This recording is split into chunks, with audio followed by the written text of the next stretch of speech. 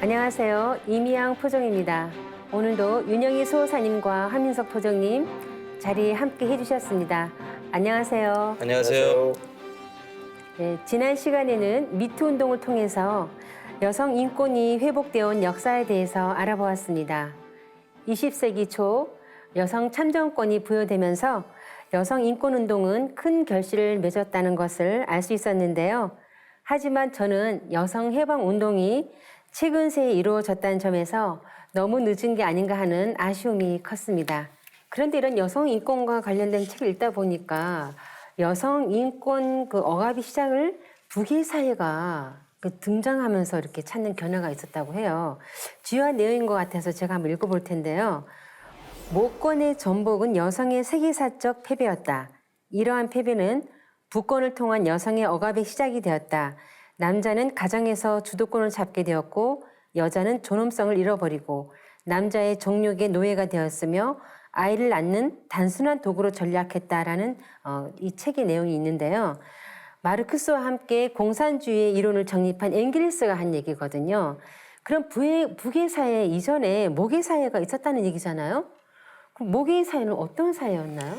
인류학자들은 이렇게 이야기를 할 때 신석기 시대 이전까지를 이제 그 어떤 모계 사회가 있었다라고 이제 추측을 하고 있거든요. 그러니까 모계 사회라는 것은 자식의 어떤 계통이 아버지 두 개로 이렇게 승계가 되는 것이 아니라 어머니나 이모의 를 이렇게 주축으로 해서 형성되는 그런 사회를 이제 모계 사회라고 합니다. 그래서 이제 사실 원시 인류 사회에서 이 각각의 그 아버지가 다른 아이들의 육아를 어머니가 이제 전임을 해서 이렇게 승계를 한다든지 기른다든지 하는 그런 모권 사회 또는 모계 사회가 그 전까지는 어떤 자연스러운 어떤 자연의 이치처럼 자연스러운 어떤 그 행태라고 할 수가 있는 것이죠. 인류의 원 문화는 모계 사회가 아니었을까 하는 생각이 들어요. 말씀 들으니까.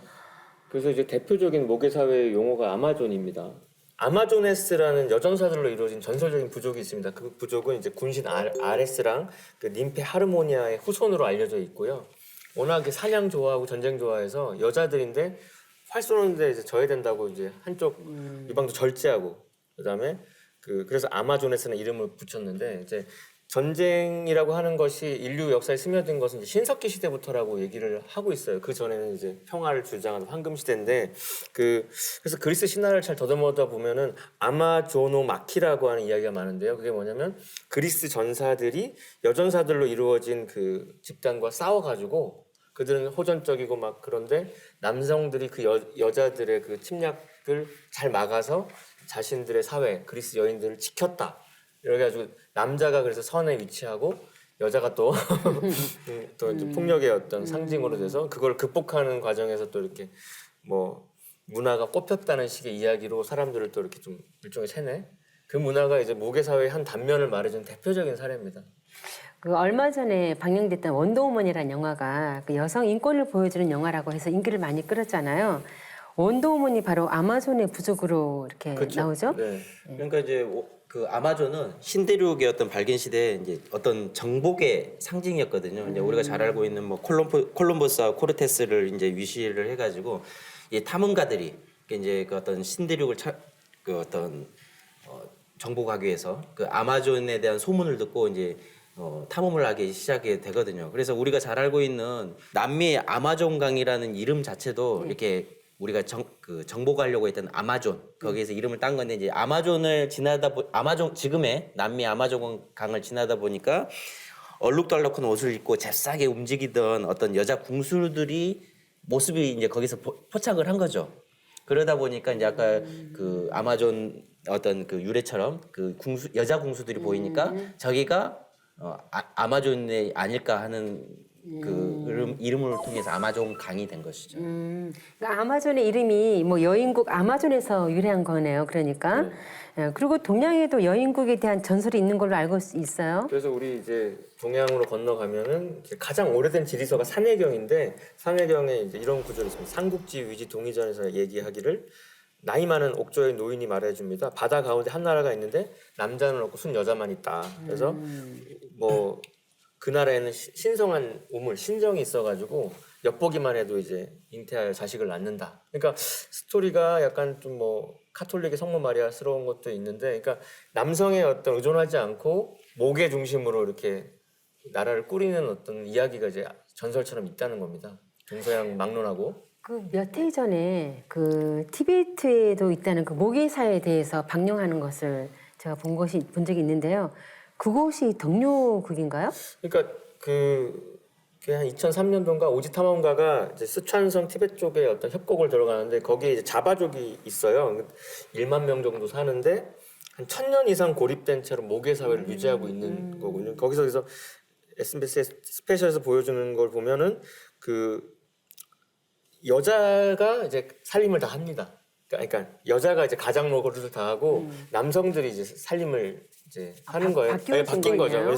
그래서 엄마 중심으로 다 이렇게 삶을 꾸려지는, 그리고 지금은 가장이 자신의 어머니인데 이제 일정 시간이 지나면 자기 이제 젊은 여인이 가장 역할을 내려받아야 되는 그런 풍경이 펼쳐지는데, 그게 이제 구당서라고 하는 우리 서적에 보면은 여인들의 나라 동여국의 전통을 잇고 있는 걸로 이제 그 다큐가 이제 이야기를 해주고 있거든요. 그러니까 동여국이라고 하는 모계 사회의 어떤 전통 국가가 있었다는 것이 이제 그 다큐에서도 한번 언급이 되긴 했었어요. 그게 이제 또 이제 동여국에 대한 얘기가 당회요에 이렇게 써 있는데, 그러니까 여자가 왕이다 이렇게 돼 있고요.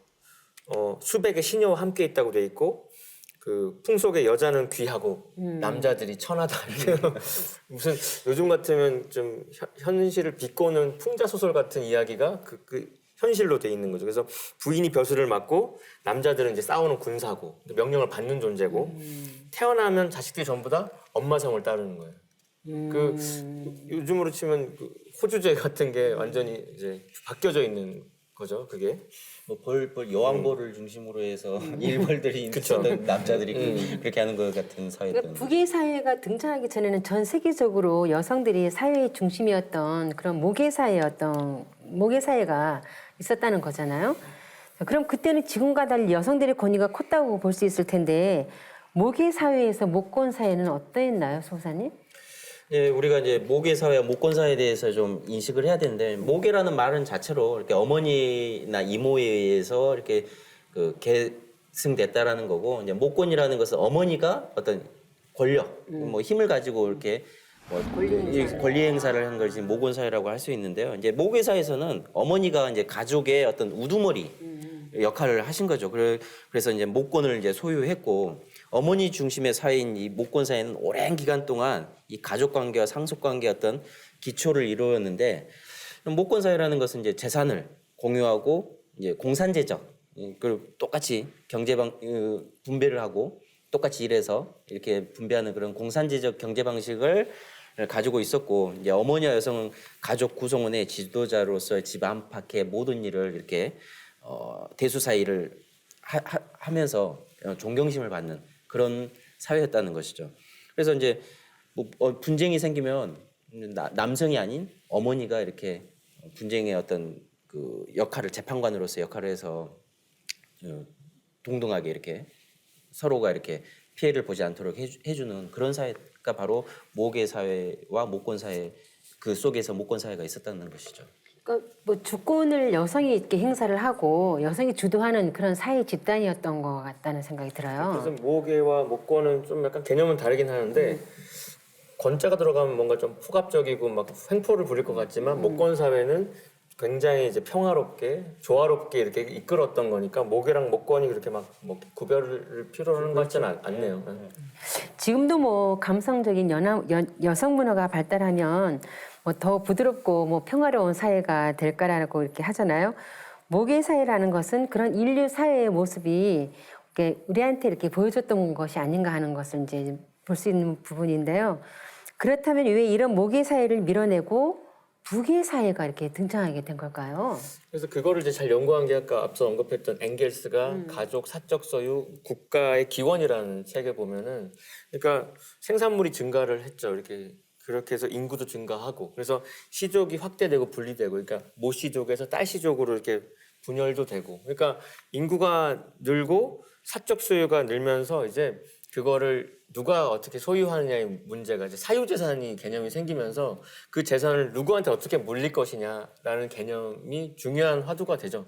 그래서 부가 늘어남에 따라서 가족 내에서는 남성의 권위가 좀 더 이제 올라가고 그 강화된 지위를 이용해서 그럼 아버지인 내가 소유하고 있는 이 재산과 권력을 누구한테 물려줘야 되냐? 그 나랑 똑같은 유전자를 가진 내 혈통 밑으로 줘야지 아내가 낳은 저 자식이 나랑 아무런 상관이 없을 수 있잖아요.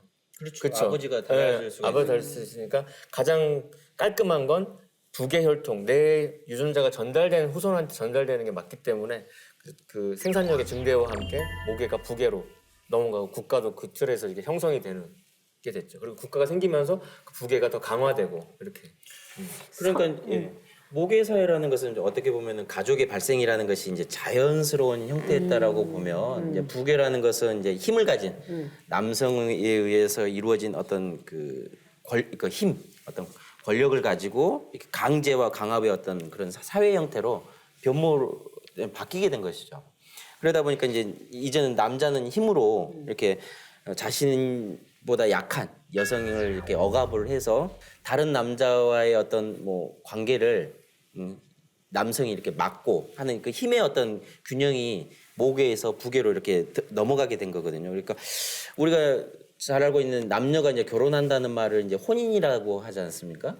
근데 이제 그 설문회자를 쓰신 허신의 책을 보면 이 혼인이라는 말은 혼이라는 것은 처의 집을 말하고 인이라는 것은 그 남편의 집을 말한다라고 이렇게 기록돼 있는데 뭐 글자의 순서를 보더라도 처의 집, 남편의 집 이렇게 이야기를 한 것을 보면 모계 사회에서 부계 사회로 이렇게 이어진 대로 바뀌었다라는 것을 또 추측해 볼 수가 있는 것이죠. 인류사적으로 보면은요, 이 문화는 모계 사회였던 것 같아요. 근데 뭐 이 문명이 발달하면서 그 속에서 이제 전쟁의 역사를 치르고 전쟁을 치르면서 그 전쟁은 거의 남자들이 많이 했잖아요.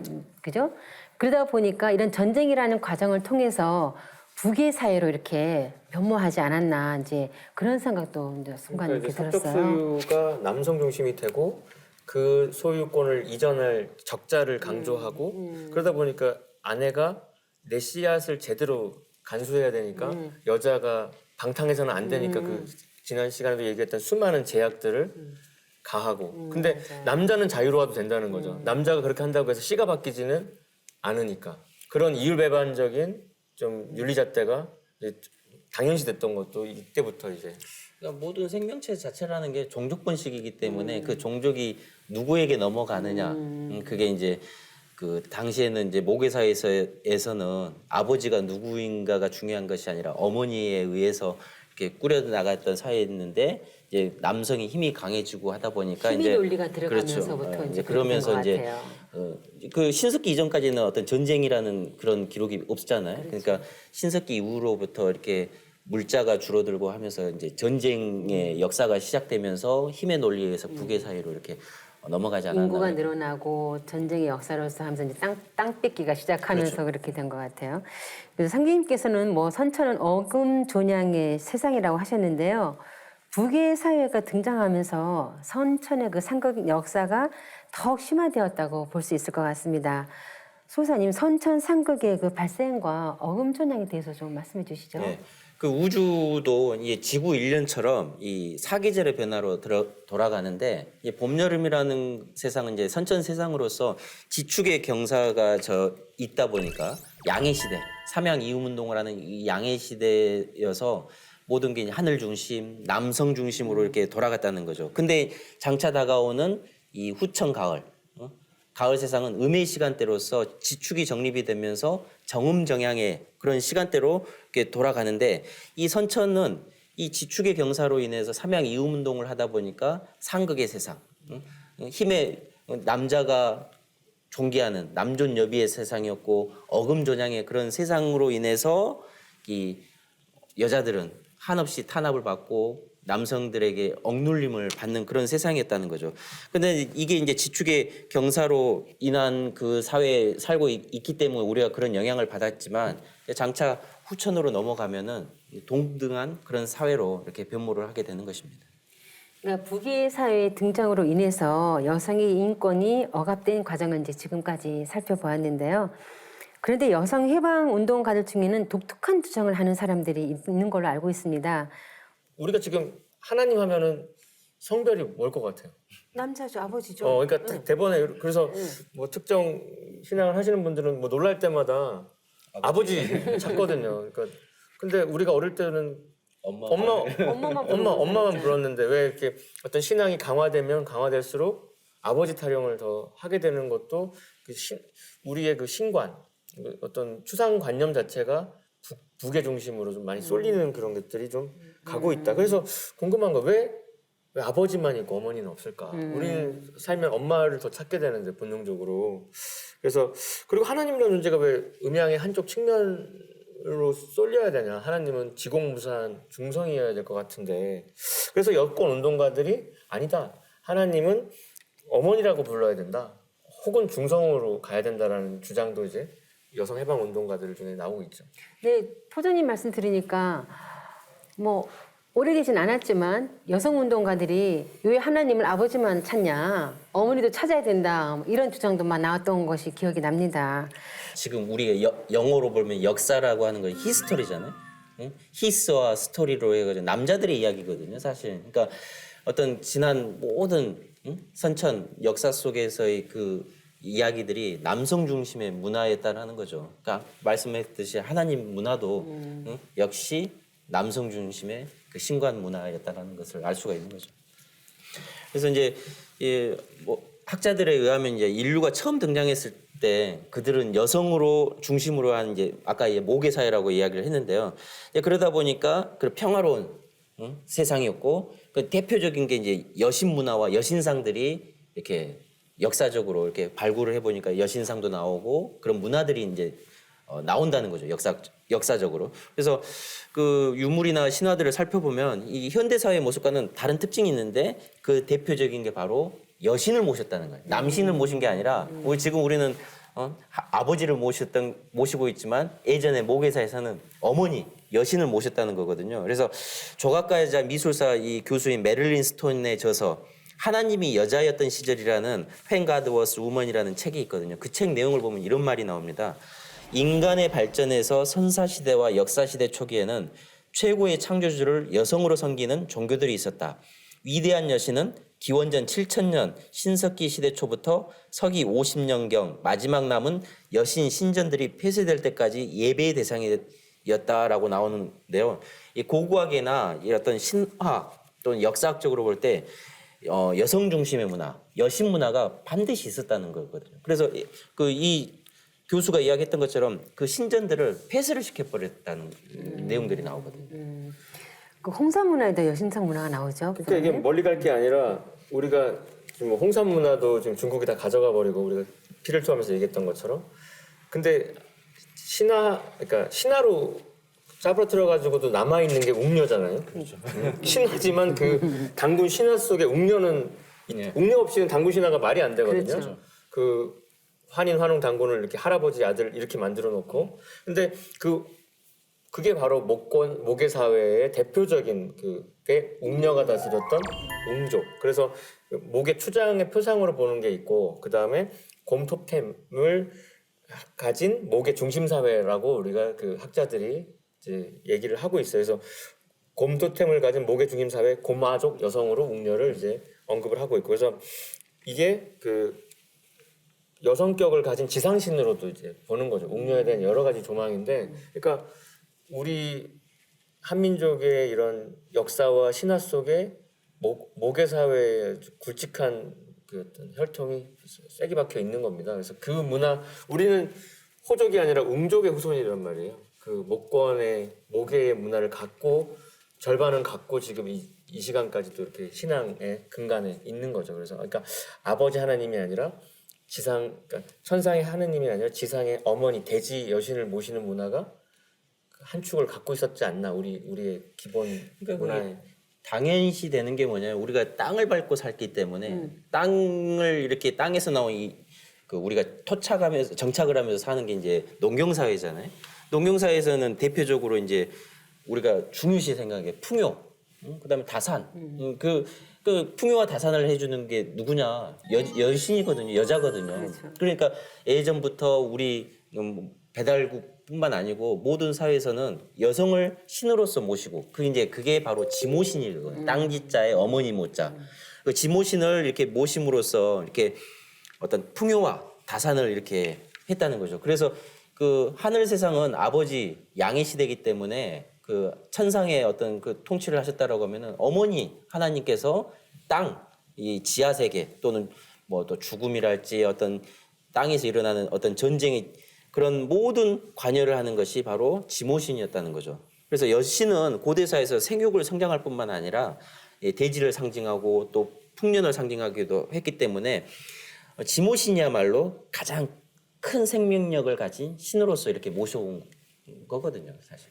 제가 수호사님 말씀 들으니까 떠오르는 게 이제 홍산 문화가 이렇게 발굴이 되면서 처음에는 중국이 자기들 문명을 무관하다고 여겼다가 그리고 자기들 문명에 편입하려고 하지 않았다가 서둘러서 이제 그거를 자기들이 이제 자신들의 문명이라고 왜곡하기 시작한 이유가 발굴 유물 중에 여신상이 드러났다는 겁니다. 그래서 여신 문화라는 게 그런 기존의 4대 문명권보다 더 앞선 문명임을 말해주는 거니까, 그러니까 기존의 북의 문명보다 더 앞선 게 목의 문명이고 거기서 받들었던 게 여신이었다는 거. 그래서 서둘러서 홍산 문명을 이제 작업을 들어갔다는 얘기를 들은 바 있고, 근데 홍산 문명에서 말하는 여신이 우리가 단군 신화에서 언급되는 그 웅족의 웅녀라는 거죠. 그래서 그 웅을 갖다가 목의 추장의 표상으로 보고 그다음에 웅녀를 곰토템을 가진 목의 중심사의 고마적 여성으로 보고 있습니다. 그러니까 우리 민족의 도도한 그 어떤 역사와 신화 속에는 여신 문화가 근본이 있고 그게 이제 지금의 우리의 정신세계의 근간에도 깔려 있다 이런 생각을 하게 되네요.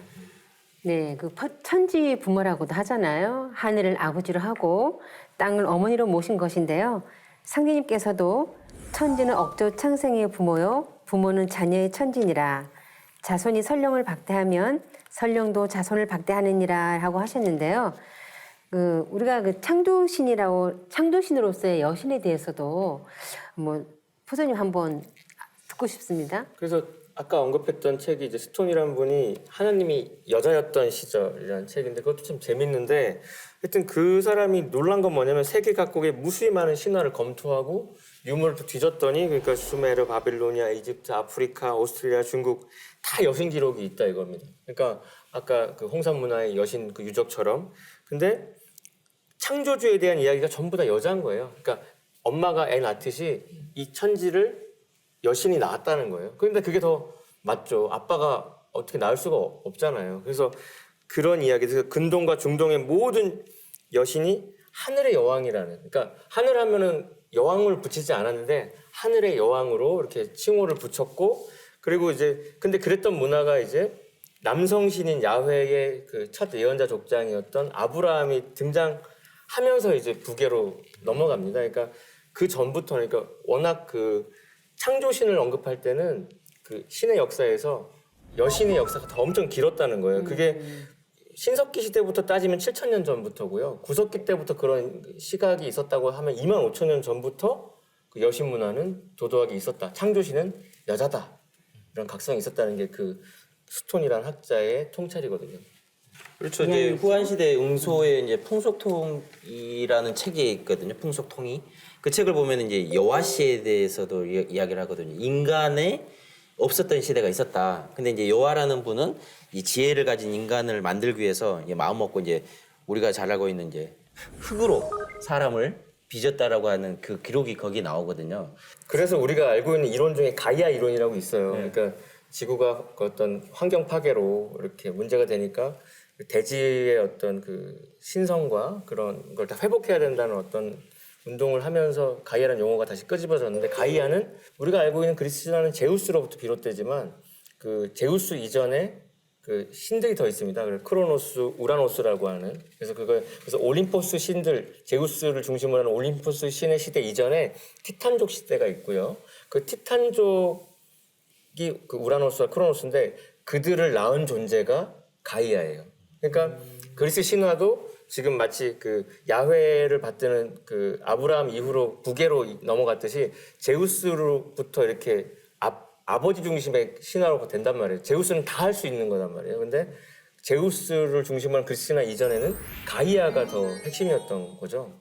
그런 이야기의 연장선에서 뭐 여화도 나오고 또 마고할미도 있지 그렇죠. 그러니까 그게 이제 우리 제주도 가면은 마고할미라 그래서 뭐 선망대 할망, 뭐 안가닥 할망 전승들이 있어서 이게 뭐 여성인데 거인이죠. 그래서 그 덩치가 커가지고 뭐 키가 덩치가 크니까 뭐 제일 깊은 바다가 무릎에 닿았고 막 그렇게 그래서 흙이 모아져 산과 섬이 되니까 그 여자의 여신의 할머니의 몸 자체가 이 대지와 하늘이라는 식으로 그러니까 지금 우리가 생존의 근거가 되는 이 천지가 전부 다 여신으로부터 비롯됐다는 이야기의 그 같은 맥락이죠. 저는 그 모아나 영화를 보면서 그 모아나의 여신이 나오잖아요.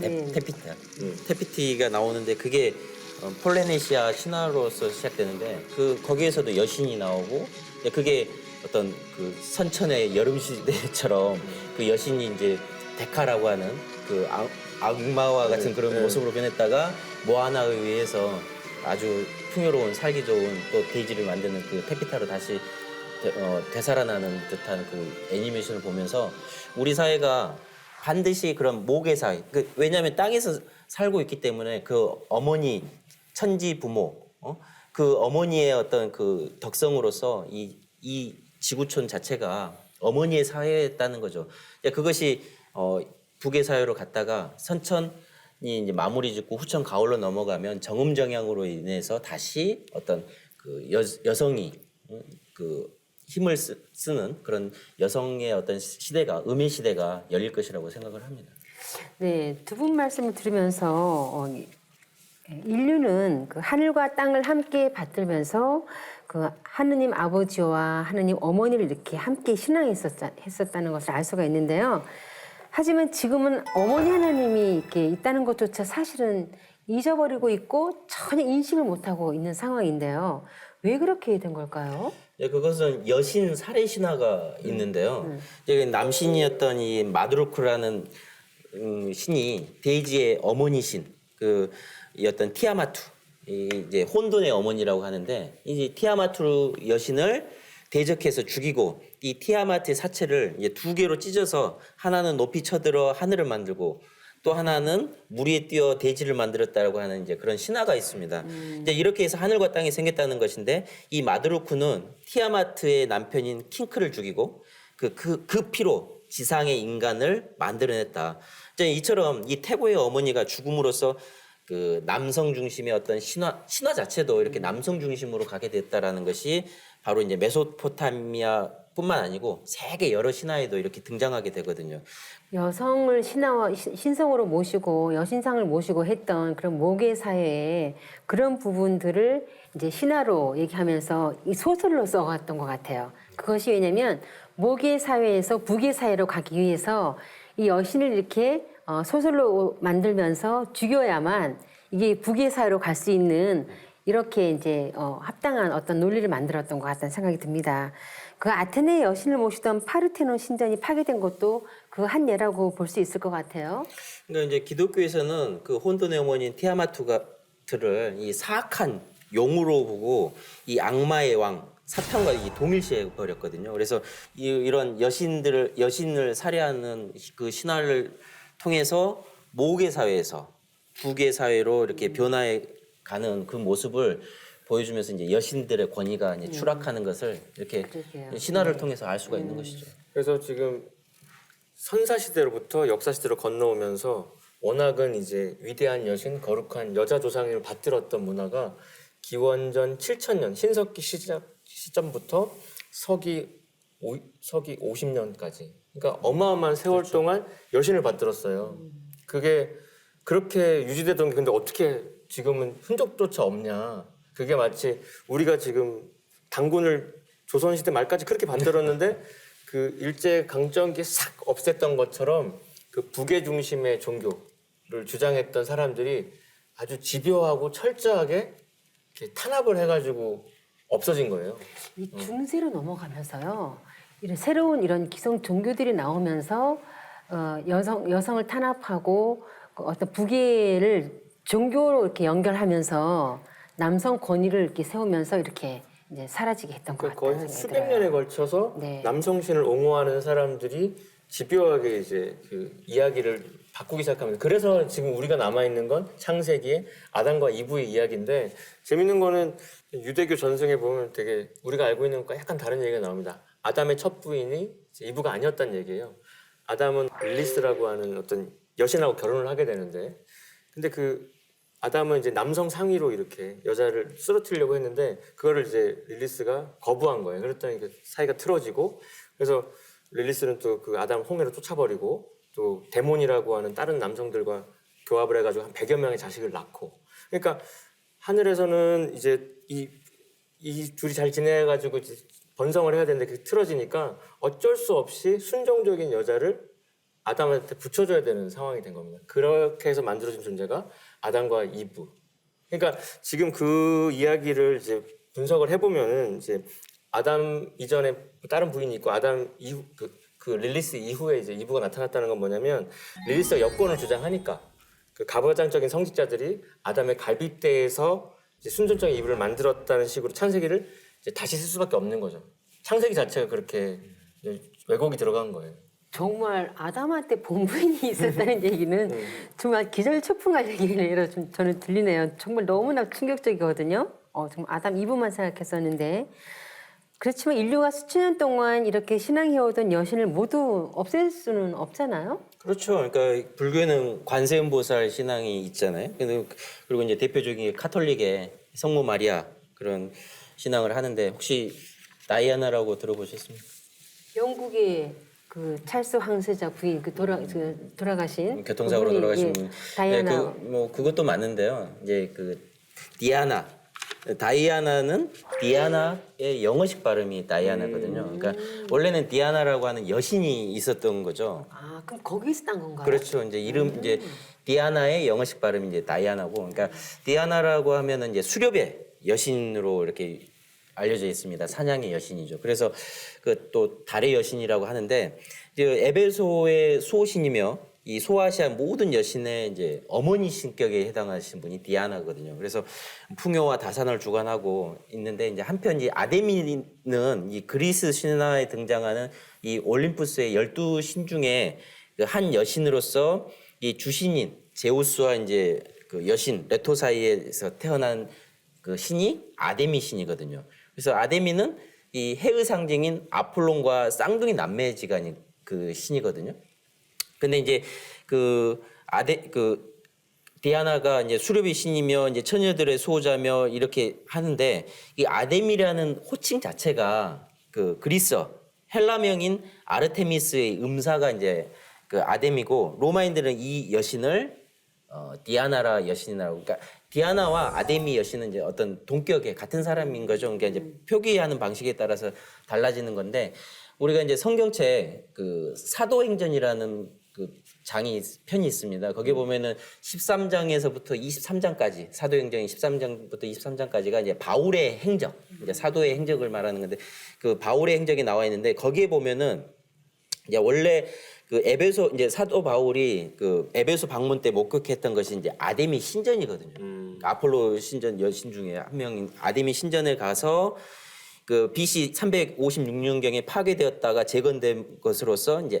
에베소인들한테는 자랑거리였다라는 그런 쭉 내용들이 이렇게 나온다는 거죠. 그래서 성경 사도행전을 보면은 이런 구절이 나오거든요. 에베소의 다이아나는 시리아 아스다롯 여신과 비슷하며 경배자들은 불순한 예식과 마법의 신비를 가지고 이 여신을 공경했다. 그래서 사도 바울이 책망이 있은 이후에도 에베소 사람들이 이 다이아나에 대한 그 열정, 신앙, 그 디아나의 신을 모시는 그 숭상이 꺾이지 않으니까 결국 그로부터 약 한 400년이 지난 후에 에베소에서 이제 그 종교 지도자들이 모여가지고 그 성모 마리아를 하나님의 어머니로 호칭할 수 있느냐 하는 그 논쟁을 개최를 하게 됩니다. 그래서 결국 이 디아나는 마리아로 이렇게 이름이 바뀌어가지고 하나님의 어머니로서 이 에베소 공회에서 결정하게 되는 것이죠.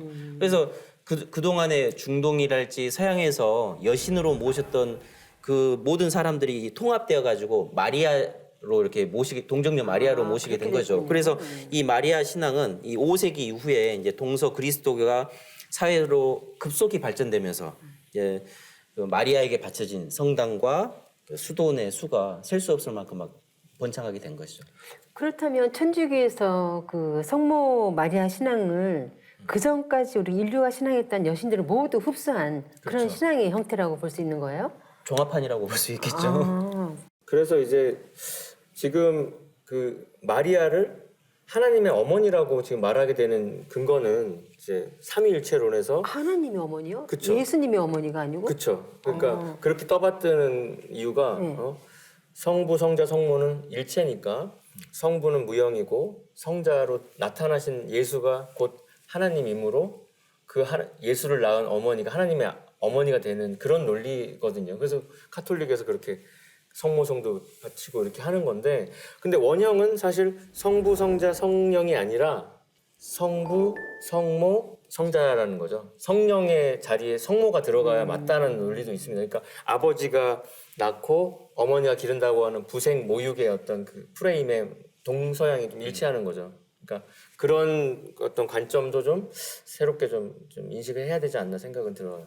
수호사님, 그 서양에 성부, 뭐 성신, 뭐 성령, 뭐 삼위일체를 이런 삼위일체가 이야기하는 우리 삼신일체에서 나오지 않았나요? 그렇죠. 이제 동양의 원래 그 문화는 삼신일체 사상이죠. 근데 그게 이제 서양으로 가면서 삼위일체로 윗격이 같다라는 거죠. 근데 이제 우리는 삼신일체를 이야기하는 건데 뭐 세 분의 신이 한 분이라는 것이 아니라 이 세 윗격이 같은 하나님을 이제 말씀을 하는 거거든요. 그러니까 선천 종교에서는 이 우주신 또는 이제 창조주를 한 분 유일신으로 이렇게 이야기를 하다 보니까 뭐 신교에서 말하는 우리가 동양에서 말하는 삼신일체 할 때 삼신이랄지 뭐 삼신상제님 하면은 뭐 신이 세 분이 있는 거냐라고 이야기를 하는데 그것이 아니라 그 한 분이 세 가지의 어떤 윗격을 가졌다라고 하는 거죠. 그것이 조화신, 교화신, 치화신인데 우리가 쉽게 이야기할 때 손가락이 손 세 마디로 이루어져서 손이 움직이는 것처럼 한 분의 신이 세 가지 윗격을 가지시고 이렇게 존재하신다는 거죠. 그게 이제 즉일즉삼이다. 이 삼수의 신성과 주제 원리로서 상대님께서 하나님께서 이 만유를 창조 섭리로 이렇게 통치하신다라는 그런 의미를 가지고 있는 거죠. 그래서 우리 민족은 이제 수천 년부터 우주를 구성하는 기본 요소를 하늘, 땅, 인간의 삼재의 구조로 속에서 창조주를 이제 인식하고 체험했기 때문에 신을 또 다른 말로 천일, 지일, 인일 또는 이제 인을 이제 태일이라고도 한다는 거죠. 그래서 이런 삼신 하나님의 그 윗격 그런 것을 가진 세 가지 윗격을 가진 그 한 분의 신 그분이 바로 삼신일체 상제님이신 거죠. 삼신일체의 관계가 그 어떤 서양으로 넘어가서는 이게 잘못 이게 좀 왜곡이 된 부분이 없지 않나 싶어요. 상제님께서는 천륜이 크니 천륜으로 우주 일관이라 하셨는데요. 어머니 하느님을 이제 찾음으로써 하느님관인 삼위일체 기로도 정말 이제 명확하게 해결된다고 할 수 있겠습니다. 그러니까 이제 우리가 이제 후한 시대에 그 채옹이라는 그 분이 쓴 독단에서 이제 천자제도의 어떤 근원에 대해서 말을 하고 있는데요.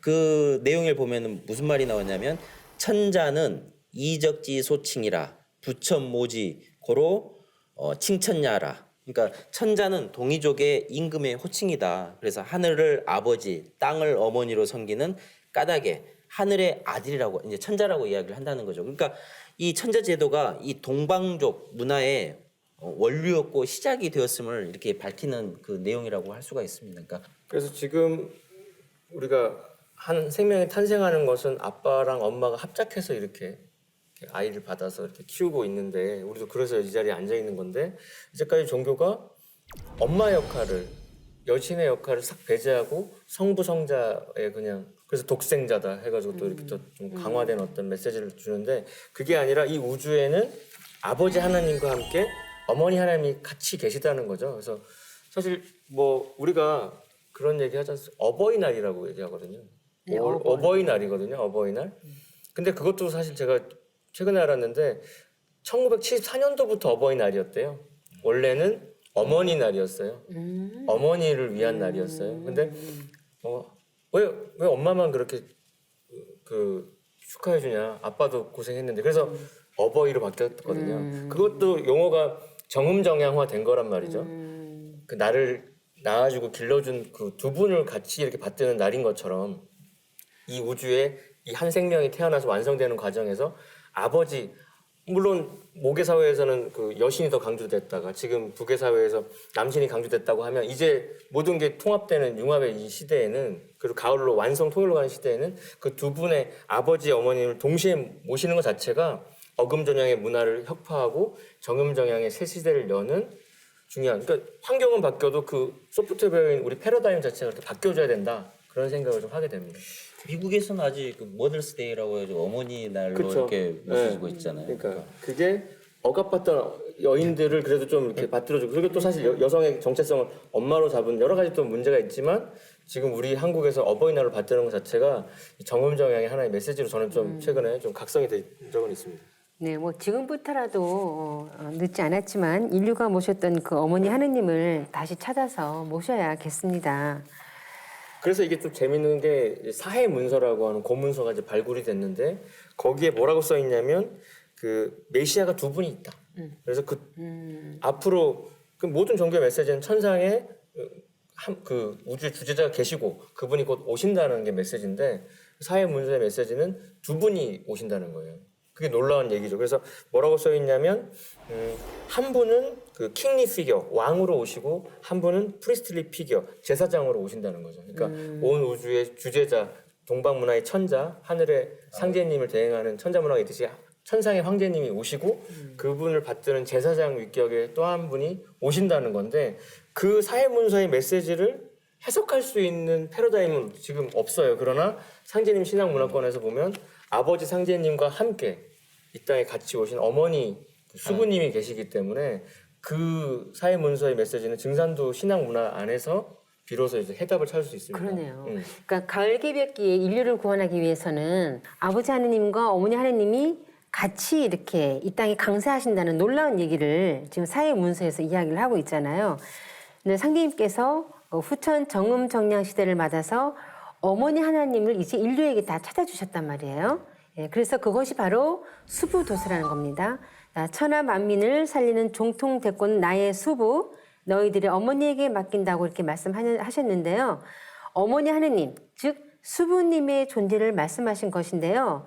자, 소사님, 그럼 수부님은 어떤 분인지 좀 말씀해 주시겠어요? 먼저 이제 도전에 보시면은요, 도전 손글을 보시면 태모 고 수부님은 억조창생의 생명의 어머니이시라. 수부님께서 후천 음도운을 맞아 만유 생명의 아버지이신 증상상제님과 합덕하시어 음양동덕으로 정음정양의 세천지인 후천 5만년 조화성경을 여시느니라, 이렇게 나와 있거든요. 그래서 이 수부라는 말은 뭐냐, 머리 숫자의 부인 부자거든요. 그러니까 이 가장 으뜸가는 여성이다라는 뜻이거든요. 이거는 이 정음정양의 시대인 것처럼 아버지 하나님을 한자 표기권으로 상제님이라고 하잖아요. 최상의 지존의 어떤 하늘나라 임금님이라고 하는 상제라고 한다라고 하면 그 동격으로의 그 어머니 하나님으로서의 호칭이 바로 머리 숫자의 부인 부자인 수부님이라는 거죠. 그래서 이 수부는 천지 만물을 낳는 생명의 어머니이기 때문에 또 태모라고도 이렇게 호칭을 합니다. 그래서 어머니의 하나님으로서 이제 상제님은 천지 만물의 어떤 구원을 이 땅에서의 구원을 하기 때문에 어머니 하나님에게 종통을 전수를 해서 가을 세상으로 넘어갈 수 있는 열매 추수하는 이 역할을 종통을 전수를 하신 것이죠. 우리가 가볍게 이치만 생각해도요. 뭐 가정만 보더라도 아버지가 있으면 어머니가 있잖아요.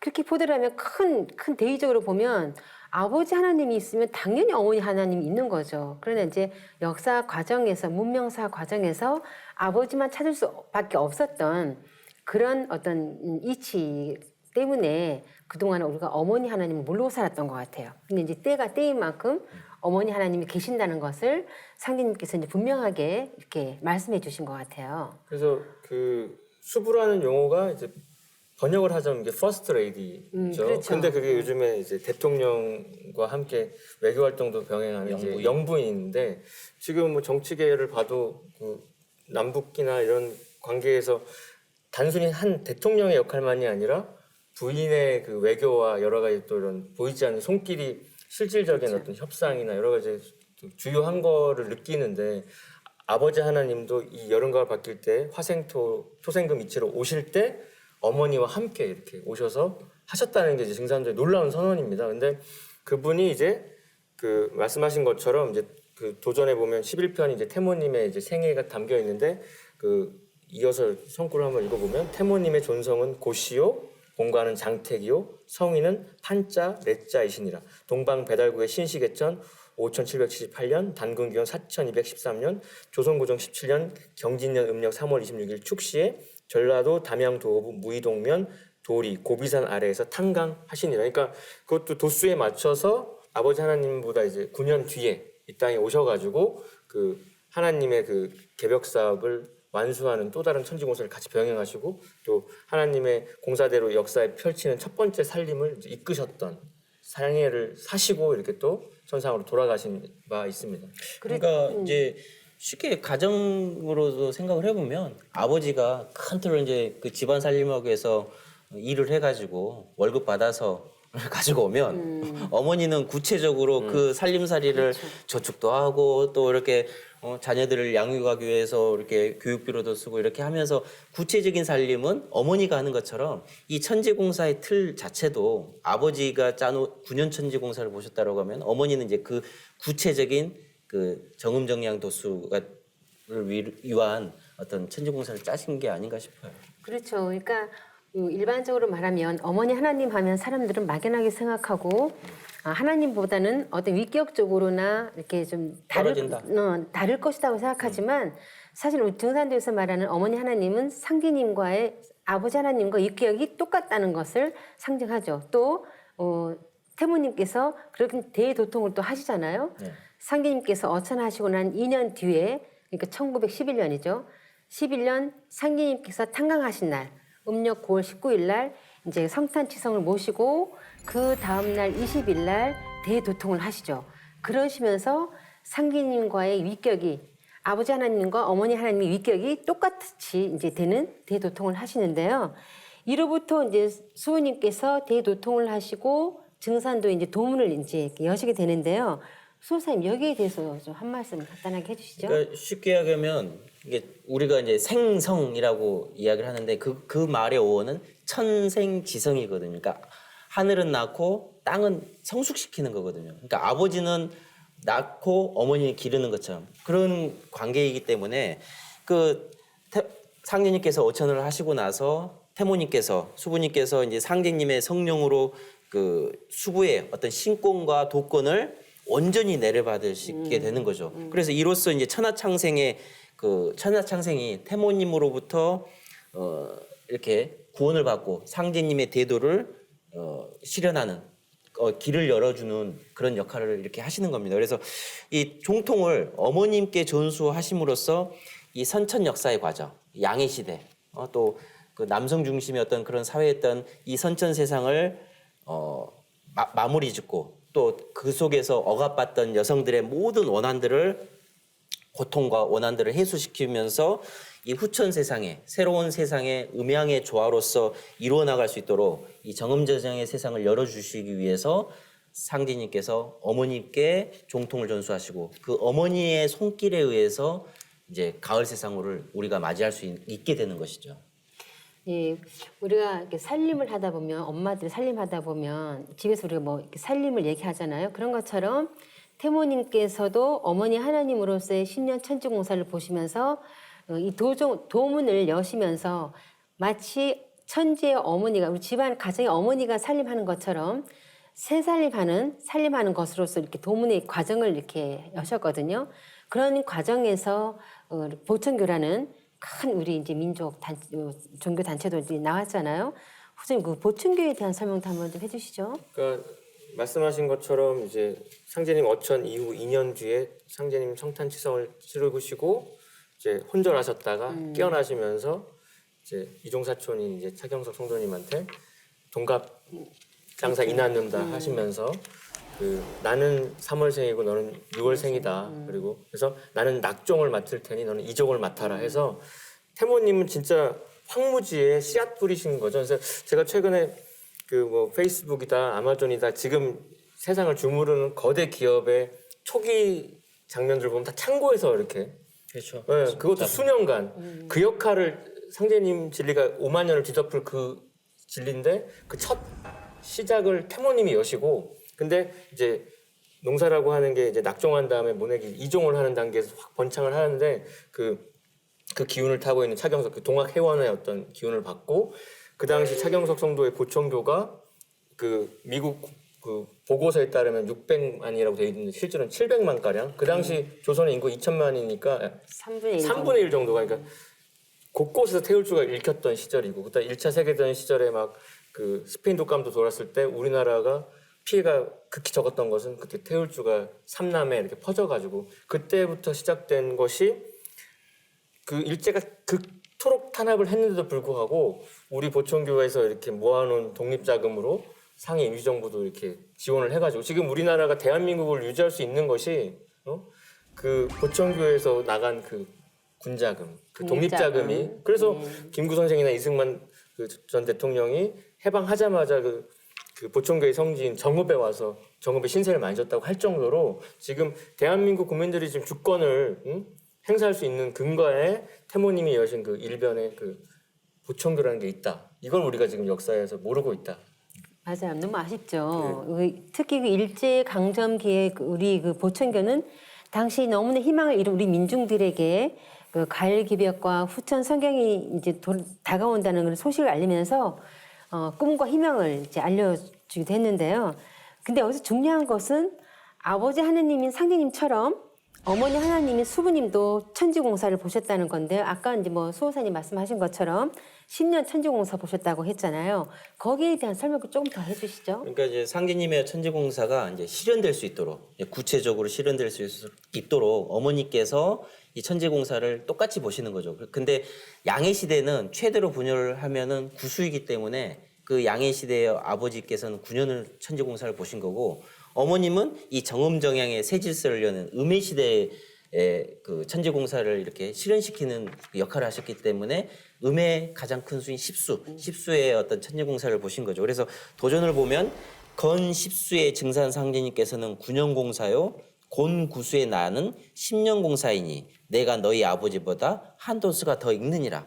바로 이 천생지성 아버지 하늘에서 낳고 땅에서 완성되는 이 땅에서 완전한 십수의 시대. 그러니까 우리가 천국이라는 것이 바로 이 죽어서 가는 것이 아니라 이 땅에서 천국이 건설이 되는 곳이기 때문에 바로 이 어머니 하나님께서 10년 천지공사를 이 땅에서 보신 것이죠. 그렇죠. 이제 그 아버지 하나님 상제님께서 보신 천지공사뿐만이 아니라 또 어머니도 똑같은 천지공사를 보셨다는 거잖아요. 그래서 태모님께서 우리 수많은 그 억조 창생과 또 우리 천지신명들의 그 생명의 어머니로서 상생 후천 성경을 여는 천지공사를 보셨는데요. 우리가 그동안 접해보지 못한 어머니 하나님에 대해서 놀라운 사실들이 많이 있습니다. 자, 이제 정리할 시간이 정리할 시간이 됐는데요. 끝으로 마무리를 좀 부탁드리자면 그동안 이야기했던 부분들을 좀 정리를 해서 우리 포자님 좀 한 말씀 해주시죠. 지금 이제 그 선천에 억압받은 여성들의 사연들 그리고 이제 그럼 왜 그럴 수밖에 없었는지 이유까지 밝혔고 근데 각 종교의 메시지에 빠져있던 그 여신 문화도 이제 저희가 고찰을 해봤고요. 근데 그 완성형이 뭐냐는 겁니다. 그래서 그 사실 우주의 가을의 궁극 목적은 인간 열매 내는 것인데 열매가 되려면 뿌리로 돌아가야 되는데 우리 신앙의 원형에 보니까 여신 문화, 어머니 하나님 신앙이 엄연히 수천 년간 있어 왔다는 거고 근데 그 문화가 열매 안에는 뿌리와 그 모든 요소가 다 있으니까 완성시키는 증산도 신앙 안에 뭐가 있다? 아버지 하나님과 더불어서 어머니 하나님, 태모님, 수부님이 계시다는 거고요. 그분이 아까 말씀하신 것처럼 10년간 공사도 보시고 실제로 개척사의 첫 삽도 뜨시고 그 모든 그 우리가 고생할 걸 먼저 앞서서 다 해주신 덕분에 우리가 지금 사실 팔 짚고 헤엄치는 상황인데, 그래서 상제님께서는 이렇게 명백히 선포하신 바 있습니다. 도금 동양이면 화육이 행해지지 않나니 후천은 곤도의 세상으로 음양 동덕의 운이다. 음과 양이 함께 이렇게 행복하게, 그래서 선천의 건도 하늘 세상에서 곤도로 가기 때문에 진정한 여성 해방이라고 하는 것도 이 그냥 뭐 여권의 참정권이 높아지고 뭐 여러 가지 조건이 좋아지는 그런 외형적인 측면이 아니라 우리의 그 정신 세계의 소프트웨어 자체가 어머니 하나님의 존재를 각성하고 인간으로 하나님과 아버지 하나님 같이 오신 그 수고님도 같이 모시는 신앙의 그 문턱을 넘어야 진정한 여성 해방, 진정한 페미니즘이 되지 않나 이런 생각을 하게 됩니다. 네, 참 좋은 말씀 같아요. 네. 네. 그 어머니를 알아야 그 장차 오는 이 구원의 문제에 있어서의 생사 문제가 결정이 되는 거거든요. 그래서 도전을 보면은 나의 수부 너희들의 어머니를 잘 받들라. 내 일은 수부가 없이는 안 되느니라. 수부의 치마폭을 벗어나는 자는 다 죽으리라 이렇게 상님께서 말씀하셨거든요. 그러니까 이 장차 다가오는 후천 가을 개벽의 세상의 근본 핵심이라는 게 뭐냐면 바로 정음정양이거든요. 그러니까 이게 아버지 상제님과 어머니 수부님을 생명의 부모로 함께 받들어야 이 구원의 손길이 오는 것인데 어느 한쪽 말씀하신 도금독양 어느 한쪽으로 치우친다라고 하면 그 생명의 구원의 그 손길을 영향을 받을 수가 없는 것이거든요. 그래서 이 가을 천지 개벽에서 이 구원의 길을 찾을 수 있는 방법은 오직 아버지 하나님과 어머니 하나님을 같이 모시는 그런 신앙을 할 때만이 후천 가을 세상을 여는 그런 구원의 손길의 그 영향권에 들어올 수 있다는 것이죠. 네, 우리가 이제 두 분을 모시고 지금까지 미투 운동과 여성 해방 운동, 또 여성들이 그동안 모든 종류에서도 왜 이렇게 여성들 탄압하고 마녀 사냥 이런 여성들이 환미친 이런 이야기들을 좀 많이 했는데요. 뭐 결론은 그렇다고 생각합니다. 뭐 누구의 잘못이라고 얘기하기 이전에 우리 자연의 이치가 지축이 기울어져서 양의 세상에서 남성 중심의 그런 어금존양의 세상에 살면서 이렇게 그 이치로 인해서 여성들이 눌려 살 수밖에 없었던 상황이었다는 것을 이제 좀 알 수 있을 것 같은데요. 상제님, 태모님의 천지공사를 통해서 이제 이것이 원 세상으로 다시 간다는 것을 이제 좀 알게 되는 것 같아요. 예, 그래서 우리가 오늘 우리가 그동안은 역사 과정에서 우리가 아버지만 찾았지만 이제는 때가 때인 만큼 여름에서 가을로 넘어가는 이 음도 세상으로 넘어갈 때는 여성의 권위가 높아지는 것도 음도 세상에 가까워졌기 때문에 그 현상인데요. 이제는 그 때가 때인 만큼 상제님께서 우리들에게 어머니 하나님이 있다는 것을 인지시켜 주셨기 때문에 우리가 거기에 눈을 뜨고 어머니 하나님을 찾고 또 모시고 해야 되는 부분이 아주 절실하다는 생각이 듭니다. 네, 그래서 오늘 결론을 짓자면 결국은 우리가 이런 미투 운동, 여성 해방 운동도 결국은 우리가 하나님, 어머니 하나님을 찾아가기 위한 하나의 과정이 아니었나 이런 생각이 듭니다. 지금까지 시청해주신 시청자 여러분 감사합니다.